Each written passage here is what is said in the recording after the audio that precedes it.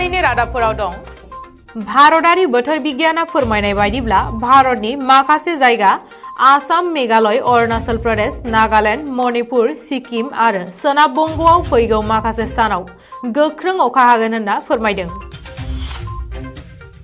खोला करियायाव एप्रिलनि 1 खालाराव मैया गंनै उरां जाहाज ट्रेनिं लाबाय थानाय समावनो फाइटार जेटआ सौग्रावलायनानै 3 सुबुंनि जिउ खहा आरो सासे गोब्राब जोखोम जायो।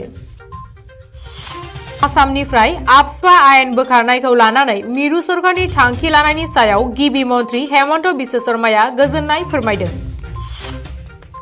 कंग्रेस दोलोनि गागि दैदेनगिरि एल सिद्दिक आहमेदखौ दोलोनि माखासे नेमखान्थि मानियैनि थाखाय कंग्रेस दोलोनि प्राइमारि सोद्रोमानिफ्राय बोख्लायबाय। जम्मू काश्मीरनि सफराव थानाय सीआरपीएफनि बांकाराव पेट्रल बम गारग्रा बुरखा गाननाय आइजोखौ हमबाय।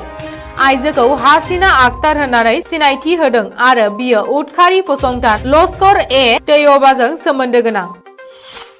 लखिमपुर जिल्लानि बिपुरिया बियाब बारायखना गामिनि सासे बिमाया गावनि फिसाज्ला साहार आलीखौ नखरारि माखासे दावराव दावसिनि थाखाय देगारजों सुनानै आरो लावथिजों बुनानै बुथारदों। 12 बोसोर बैसोनि उन्दै गथ'फोरनो कर'नानि भेक्सिन थुनायनि गोनांथि गैया।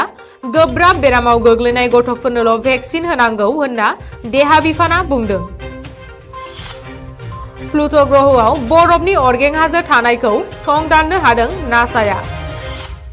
भारत भुटान सिमना ओनसोलनि सरलपारायाव पुलिस बिफाना एनकाउन्टार खालामनाय सनजुला औवारिखौ चिरां जिल्लानि सिङाव थानाय आमटेका हालामाव पिस्तल दिन्थिना रां लुथिनायाव सोमोन्दो दं होनना पुलिस बिफाना मिथिहोदों।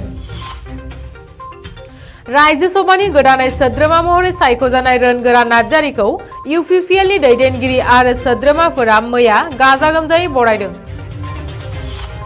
नोंथांमोना सानफ्रोमबोनि खौरांखौ मोननो थाखाय रिलाइभ निउज 24 बड' इउटुब चेनेलखौ साबस्क्राइब खालामनायजों लोगोसे फेसबुक पेजखौ फल' खालामनानै लाइक शेयार खालामनो दाबाव।